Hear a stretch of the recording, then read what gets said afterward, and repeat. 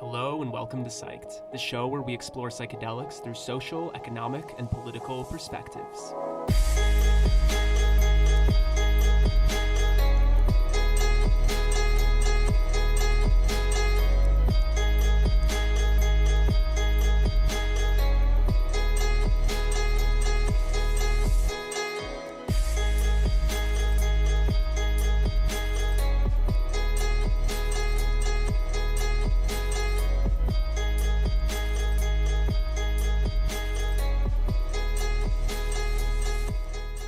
Up, we have Robert Laurie.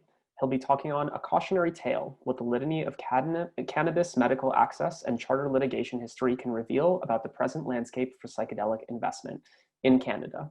Robert Laurie has been working and advocating tirelessly as a lawyer to improve medical patient access to cannabis, psychedelic, and sacred plant medicines, and to facilitate the reform of drug laws for the betterment of society. Robert and his legal practice, LUCEM Law Corporation, recently joined Dr. Bruce Tobin's charter litigation team, who are challenging in federal court the constitutional validity of the government's absolute prohibition concerning compassionate medical access to psilocybin.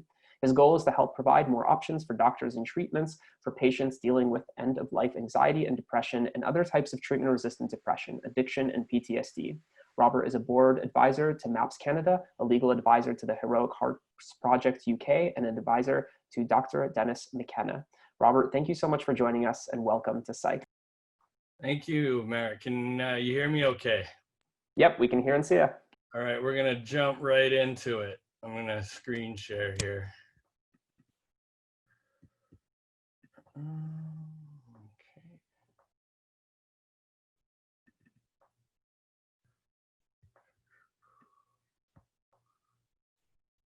Just getting all these windows out of the way. Okay, I think, can you see, are we good to go? I think you're good. All right.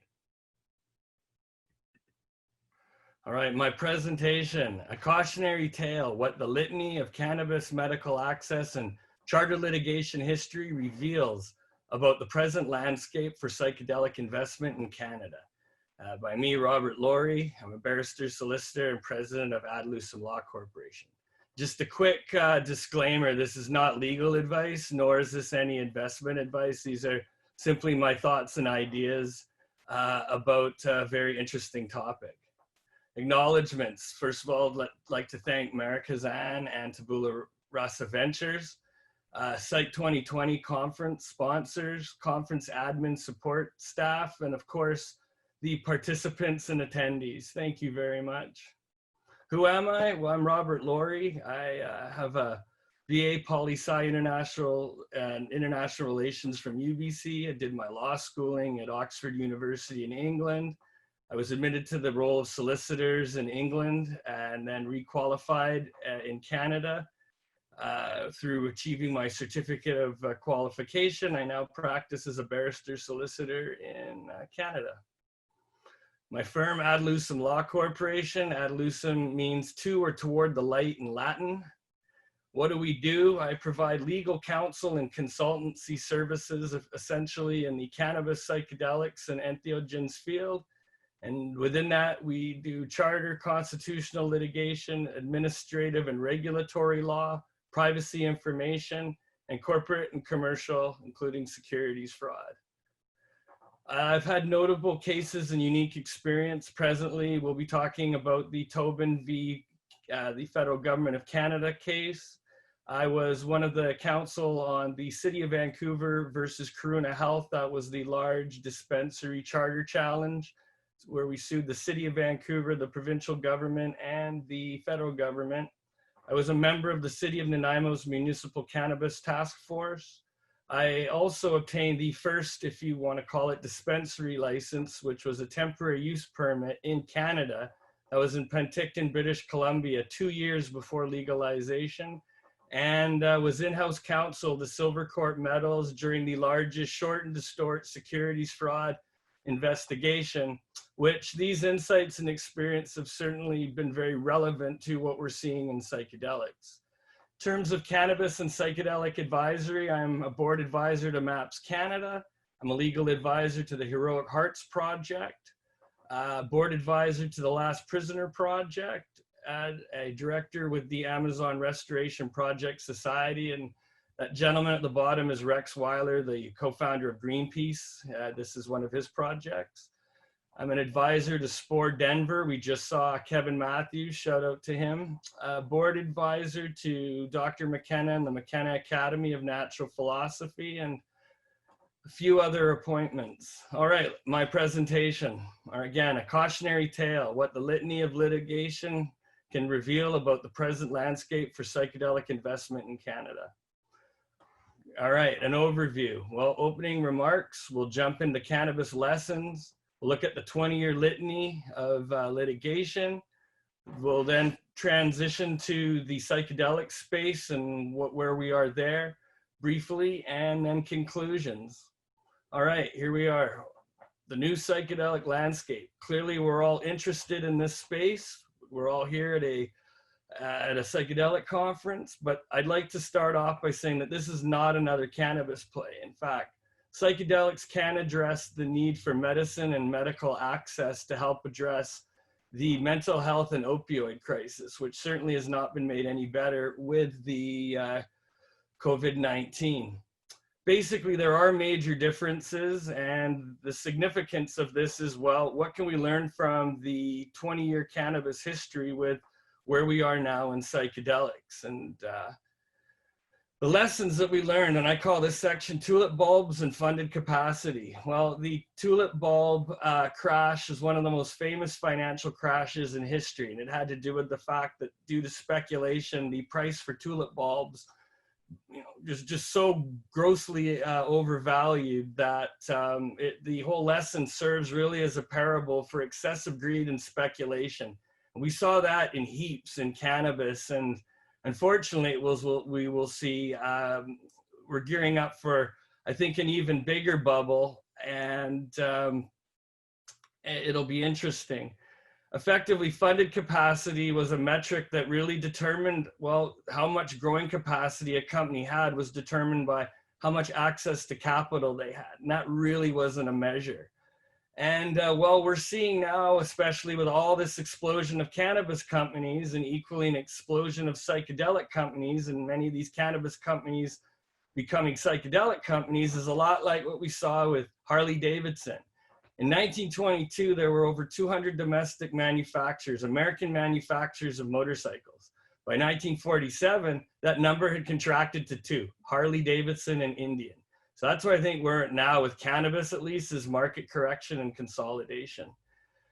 Cannabis lessons. I mean, there's been a number of high-profile securities fraud cases and scandals. We're starting to, again, see the ramp up of similar boom-bust style cycles. I mean, look at the Forbes report with the cannabis index. It showed effectively a 74% decline since early 2018. And now with 2019 and COVID, I mean, access to funding in cannabis is pretty scarce. I reference it like oxygen being sucked out in a backdraft.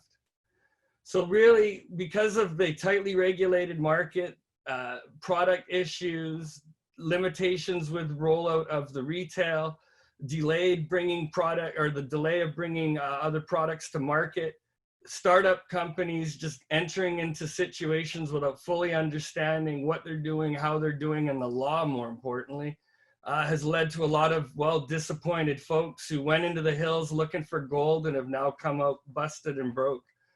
Overzealous valuations. I mean, how companies value themselves is anyone's guess these days, and we're seeing some pretty outlandish valuations in the psychedelic space. This carries over from the tradition in cannabis, leading to cautionary sentiments.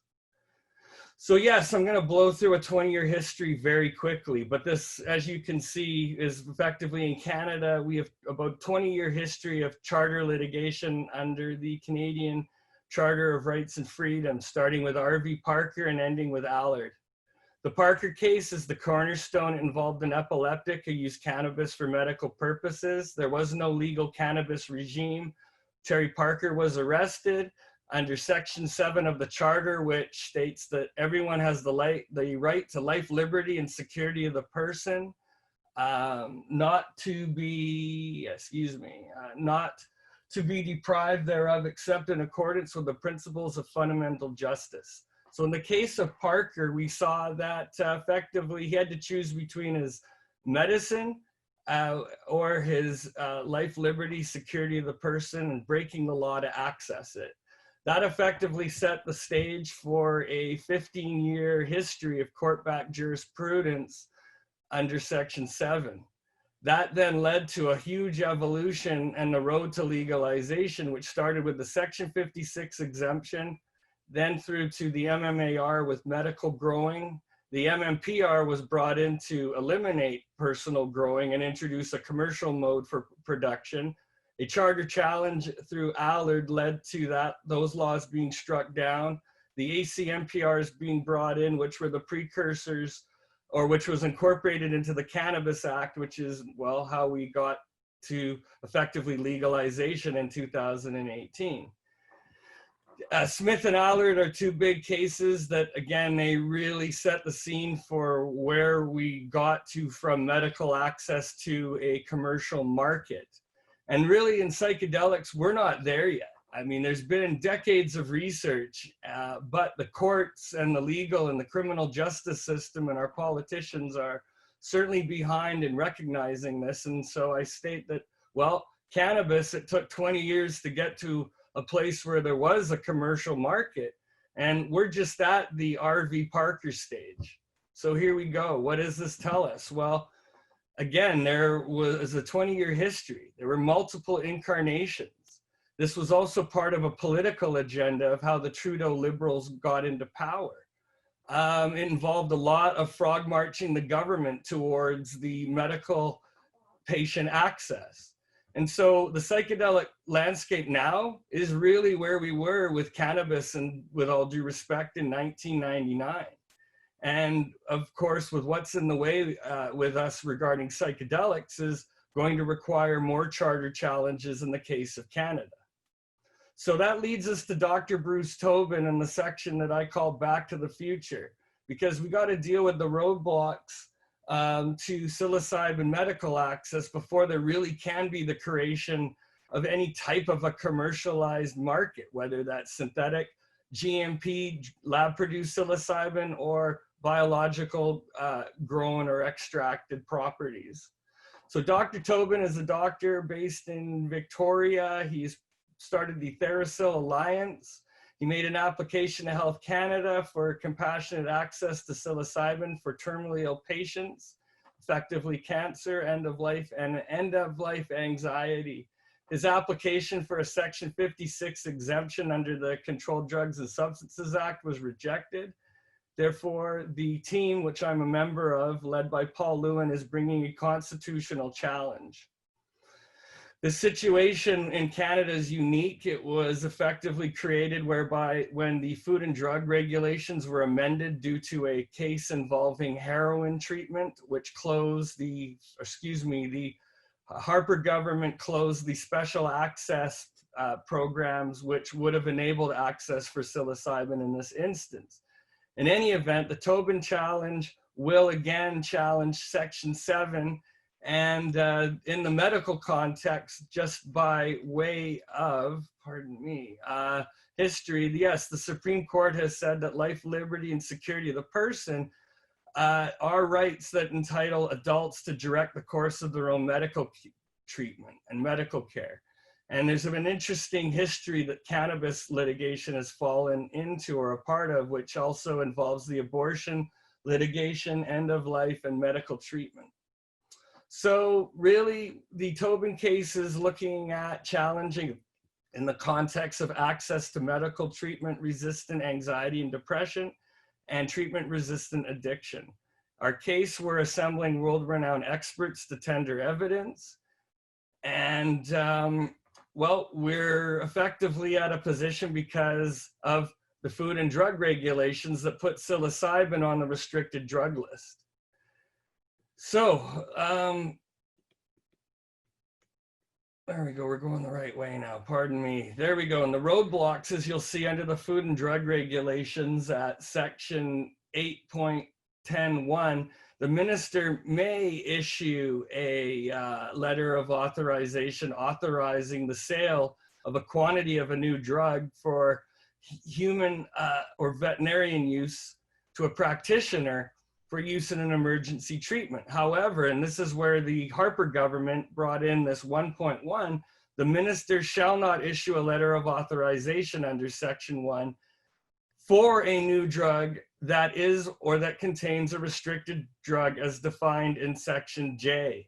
So effectively, you've got LSD, MDMA, mescaline, psilocin, psilocybin, and a handful of others that I call are, well, inmates on J block. And well, until, at least in Canada, we deal with this issue with regulated drugs or restricted drugs, it'd be very difficult to do much, let alone the fact that because of Part J, which regulates use and possession of restricted drugs, in Canada at present, well, psilocybin can really be used in limited scientific and research purposes only. And that's going to make the commercialization and the bringing to market very difficult. And that's why I think a lot of companies are very early, and we're going to see a lot of canaries in the coal mine in that respect. Okay, moving forward. Dr. Tobin's challenge, we'll be looking at arbitrariness and considering whether or not the food and drug regulations as discussed are arbitrary. And a law is arbitrary if it imposes limits on liberty or security that are inconsistent with the law's objectives and have no connection to the law's objectives or are unnecessary to achieve those objectives. Moving on. Right. So conclusions. Well, I think the market is very early. A lot of people are trying to effectively replicate some of the boom bust success we saw in cannabis. That's why this is a cautionary tale. There's a tremendous amount of clinical studies, legal changes, political changes that have to occur until we're anywhere near a situation like cannabis. And so again, the Dr. Tobin case, which is the first of its kind to challenge these laws at present, effectively, yeah, we need big changes. And so that, in addition to the other technicalities with the fact that, well, the traditional psychedelics are not really novel or new and are in the public domain, where does that leave us? I think what we'll end up seeing is what we've seen in cannabis, which is a tale of two cities, legal and regulated and illegal and unregulated. And that also is, I guess, a cautionary tale, because effectively you are competing with, in some instances, to put it crudely, with a $45 bag of mushrooms. But yet a lot of companies are going public trying to raise money, which is necessary for clinical trials. But I put a point down here about responsible money and investment. And again, I think it makes more sense to look at investing with MAPS Canada, MAPS, or the Hefter Institute, or even Beckley Institute. Why? Because they already know what they're doing, and the money applied there will go a long way to getting us to where we need to be. So really, what is now may not be what is when legalized. And I'll finish on the point that cannabis, when it legalized, or in the lead up to legalization, there was one company, Prairie Plant Systems, producing cannabis. They had an exclusive license from the federal government in many ways. They're kind of like Skype before Zoom came along, meaning they had a monopoly. And well, effectively, the model that they operated under totally changed from the MMAR to the MMPR. And that's where you had big companies like Canopy and Aurora and so on come in and completely come up with a different model. So, and that being said, you know, who knows what things will look like when decriminalization possibly comes, or what legalization strategy will be adopted. I mean, in the United States, we still don't have federal legalization of cannabis, and the states are all doing a bunch of different things. And so, again, I think be cautious. You know, companies are making a lot of promises. There's a lot of shiny investment portfolios, a lot of talk, but I don't see in any of these prospectuses any discussion, at least in Canada, about the realities of the situation that they're in. And because of restricted drugs, and the reason why we're going to court for in Dr. Tobin's case is the same reasons we had to go to court for the last 20 years in cannabis. So a lot will change, but again, it takes a litany of litigation and it takes a series of events really to move the needle. And I'm more excited than ever to see how much energy and involvement there is out there. We're going to see a lot of wonderful developments and changes. But again, there's a lot of work that has to happen before we get there. So I'll conclude with caveat emptor, buyer beware. That's what I do. I get paid a lot of money to do due diligence to determine the feasibility of, what a lot of companies are promising and talking about. And a lot of it, unfortunately, is, well, lack of a better word, bullshit. But, that's not new to venture capital and public markets. It just means, though, that cannabis and psychedelics are different beasts, and psychedelics are a different animal altogether. In fact, cannabis has been treated effectively. It's an agricultural product treated as a pharmaceutical. And well, there's a greater case that the psychedelics are pharmaceuticals. So we shall see. Yeah, so closing remarks. That's me, Robert Laurie. I'm with LUCEM Law Corporation. And thank you. Well, we can go to some questions. And let me stop sharing screen here. All right. Thank you so much for coming on, man. Really appreciate it. How did we do? Feels like, about 19 minutes. That was 20 years of history in a brief introduction in under 20 minutes. Hopefully that made sense and I, didn't blow through it too quickly. No, I think that was great, and it gave a lot of really interesting and needed perspectives. One thing that I would love to hear your thoughts on, so there's a lot of push that's going towards creating policy in this space that can really help push the space forward. What were some of the policies that you saw in cannabis that actually, in your mind, kind of pushed the space backwards or created more negative externalities? And what should we be watching for in this space as well, so that it doesn't repeat from a policy perspective? Thank you, Marek. That's a really great question. Well, we'll go back to the beginning, and this is again a cautionary tale. Cannabis was legalized in Canada really not because it was the right thing to do. I mean, you had this litany of litigation, but really it took liberal insiders and hedge funds to design a mousetrap that really would only work for them. Right? Now, there's no coincidence why the larger LPs in Canada, who are the quote unquote largest cannabis companies, they got a head start. A lot of that had to do with inside connections and real deep ties to the Prime Minister's office. So effectively, what was done is a model was created not for the benefit of medical patients or for righting wrongs and for effectively allowing this plant to truly realize its potential. In fact, I don't feel that legalization was legalization at all. It really is a sham that was sold to us so that Bay Street and insiders could make a killing. And I'm totally for innovation and making a profit, but there has to be sustainable input. And there's been nothing sustainable about cannabis. And I don't want to name names, but we're seeing a lot of the same big mouths and folks that, again, are trying to do the same thing in psychedelics, and it's just being reviewed or regarded as completely disrespectful. So to turn to the policy questions, well, this was really designed to create a monopoly. It was not designed to allow innovation. And well, the government should have learned from Colorado, which is if you want to get rid of the black market, you include the black market. Effectively, what Trudeau tried to do was he tried to take a page from the Hells Angels motorcycle club, and he tried to patch over the black market, make it part of his gang. Well, that didn't work out too well. And effectively, with all these big shiny LPs and Bay Street promoters, look at the booms and the busts. I mean, Bruce Linton lost his job. David Klein from Constellation had to be brought in to rein it in. All of these big names who again, visionaries. Are they visionaries in 2020 when you look at the boom and the bust cycle?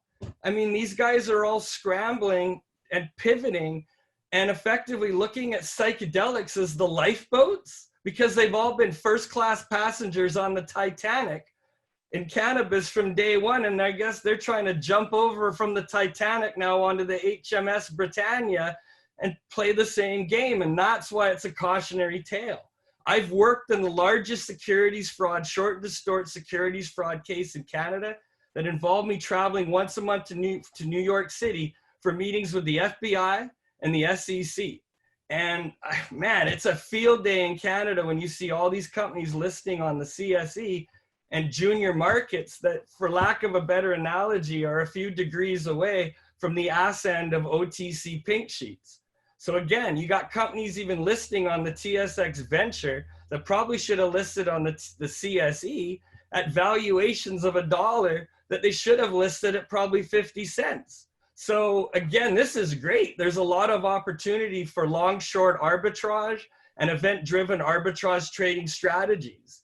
So really bad regulations and disproportionate policy, which favor really an elite few at the expense of the masses, are gonna have to deal with the reckoning when the chickens come home to roost. And while we're seeing that cannabis was handled terribly in many respects, and you've got the same pump and dumpers and promoters really trying to now do the same thing in a market that we just don't have the litigation, the legality, or the political framework and policy frameworks for a legal market. That will come, and it probably will come quicker than it will than it did for cannabis, because things are moving at an almost exponential rate.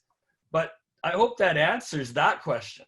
Mm-hmm. Definitely. No, thank you for that. And that's a whole seminar in itself. How did the federal government fail? And I mean, we seem proud to export this model to the rest of the world. I mean, I'll conclude on this point before we move forward, but all these countries importing Canadian cannabis, that's stupid. I mean, I said this in Nimbin, Australia when I was there. I was like, why are you importing from Canada? That's like bringing sand to the beach if you can grow your own. And well, it's a little harder to bring sand to the beach with psychedelics. So, definitely.